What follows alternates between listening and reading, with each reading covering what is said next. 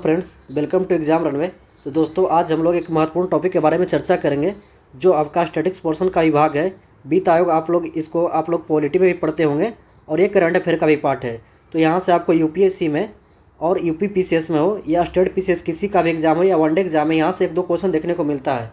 तो ये आपको प्री और मेंस दोनों एग्जाम के लिए बहुत महत्वपूर्ण हो जाता है। तो चलिए देखते हैं 16वां वित्त आयोग का गठन किया गया, इसमें क्या क्या प्रावधान किया गया।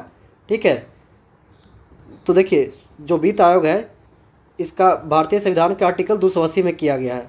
280 कहता है कि राष्ट्रपति समय समय पर एक वित्त आयोग का गठन करेगा।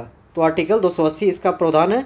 इसका गठन कौन करता है? राष्ट्रपति द्वारा किया जाता है। याद रखिएगा, यहाँ संसद दे देगा तो संसद नहीं, कौन करता है? राष्ट्रपति करता है। ये संविधान का पार्ट है, तो ये संवैधानिक संस्था है। ठीक है, इसको ध्यान रखिएगा। इसकी प्राकृतिक जो होती है, ये सिर्फ सलाहकारी संस्था है। वित्त आयोग जो भी सलाह देता है वो केंद्र सरकार या राज्य सरकार मानने के लिए बात नहीं है, ये सिर्फ सलाहकारी संस्था है।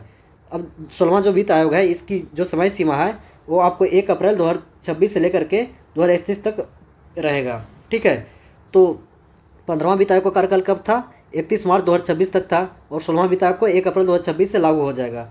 तो ये वित्त आयोग जो है दो तरीका के हस्तांतरण की बात करती है। एक ऊर्ध्वाधर हस्तांतरण, जिसको वर्टिकल कहते हैं। इसमें देखते हैं क्या क्या है। वह प्रक्रिया है जिसके द्वारा केंद्र सरकार अपने राजस्व के राज्यों को साझा करती है। देखिए, कोई भी इस प्रक्रिया के माध्यम से केंद्र को जो टैक्स मिलता है, इसके माध्यम से ये राज्य को देता है। तो यही कहता है कि ये वर्टिकल के माध्यम से क्या क्या टैक्स में कितना राज्य को देता है, उसका ये चर्चा किया गया है।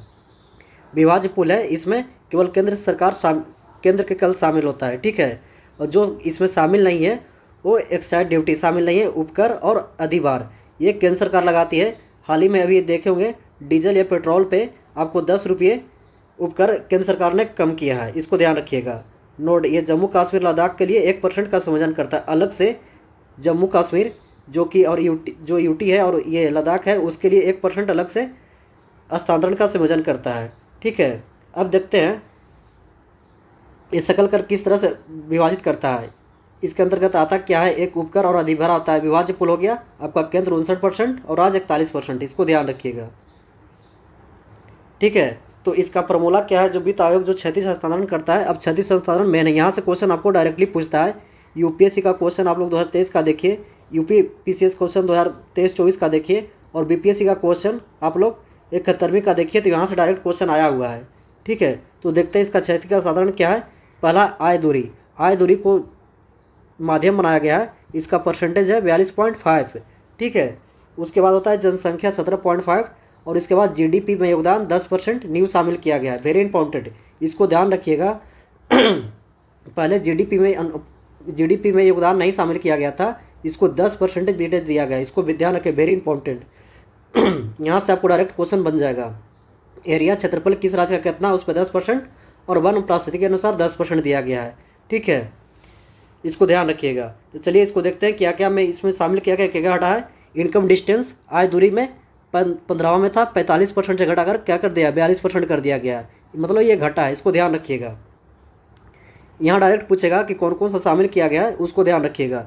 पॉपुलेशन जनसंख्या में पहले 15% था और 17.5% हो गया। इसी के कारण आप लोग देखते होंगे उत्तर और दक्षिण राज्यों के बीच विवाद होता है। दक्षिण राज्य खासकर तमिलनाडु, कर्नाटक, केरला, इन लोगों का कहना है कि हमारी जनसंख्या अस्तित्व बनाई हुई है, हमने जनसंख्या दर को कम किया है, इससे जनसंख्या के हिसाब से अगर वितरण होगा तो हम लोग को राजस्व की हानि होगी।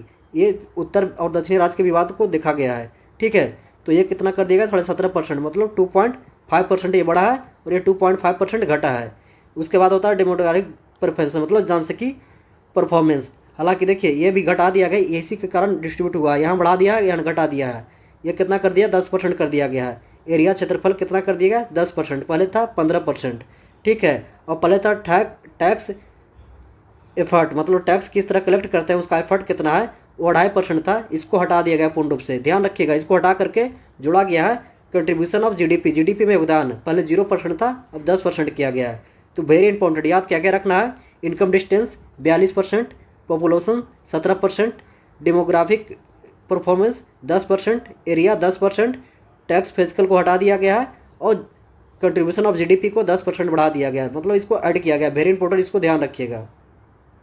उसके बाद देखिए राज्यों के बीच वितरण उत्तर बनाम दक्षिण राज्य। देखिए विवाद, दक्षिण राज्यों को तर्क है कि जनसंख्या नियंत्रण और जीडीपी योगदान में उन्हें कम हिस्सा मिला है। देखिए ये जो 42% जनसंख्या, ये जो आपका ये जनसंख्या कितना परसेंट है, देखिए 17% किया गया है। तो ये दक्षिण राज्यों का कहना है 17% जनसंख्या। देखिएगा आपको मध्य भारत में या आपको यूपी हो गया, बिहार हो गया, या राजस्थान हो गया, एमपी हो गया, यहाँ जनसंख्या ज़्यादा बड़ा तीव्र रूप से बढ़ा है। तो इन लोगों का कहना है कि हमारी जनसंख्या घनत्व जो है या जनसंख्या दर है वो काफ़ी हद तक सीमित रहा है।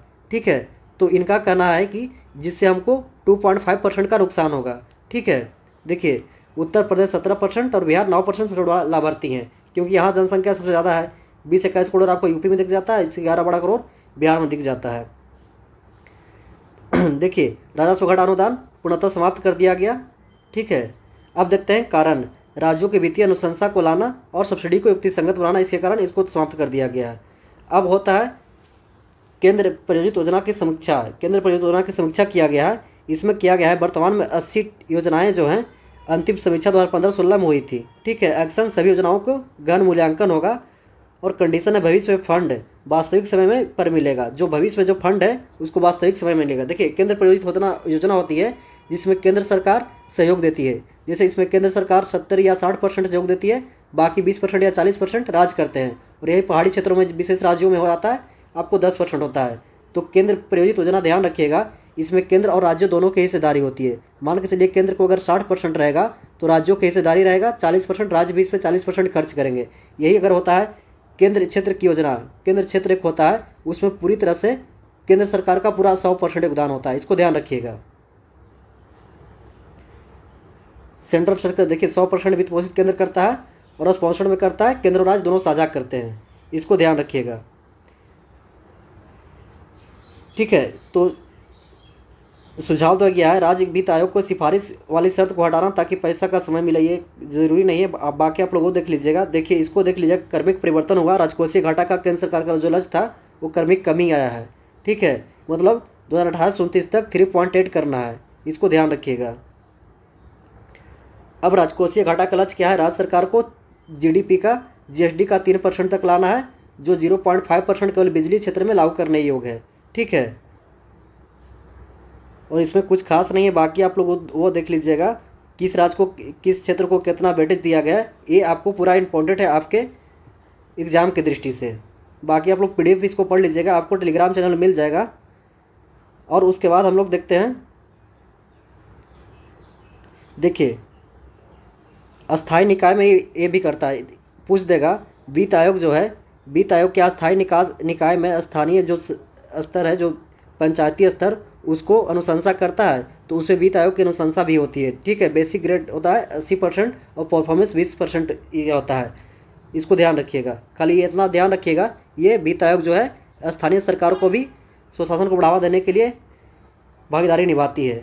फिर से इसको देख लीजिए, देखिए 41% 42% था पहले पॉपुलेशन डिस्टेंस, इसको देख लीजिएगा। और नया जो शामिल किया गया उसको देख लीजिएगा। एक और यहाँ से आपको क्वेश्चन पूछता है, वित्त आयोग का जो गठन करता है, वित्त आयोग का जो गठन करता है या नियुक्ति करता है, ये राष्ट्रपति द्वारा किया जाता है। वेरी इंपॉर्टेंट, इसको ध्यान रखिएगा, ये आपको एग्जाम में फंसाएगा।